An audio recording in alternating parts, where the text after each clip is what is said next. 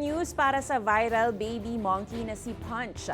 Matapos kaantigan ng netizens worldwide ang istorya niya, finally, nakaramdam na siya ng totoong yakap ng kauri niya.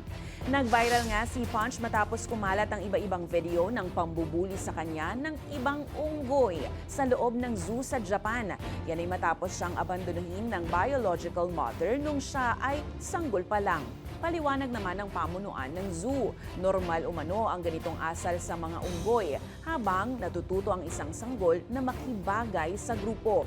Mapapansin naman ngayon na tila may mas malaking unggoy na nagbabantay sa kanya na tila bagay bodyguard. Patuloy namang binabantayan ng publiko ang kalagayan ni Punch.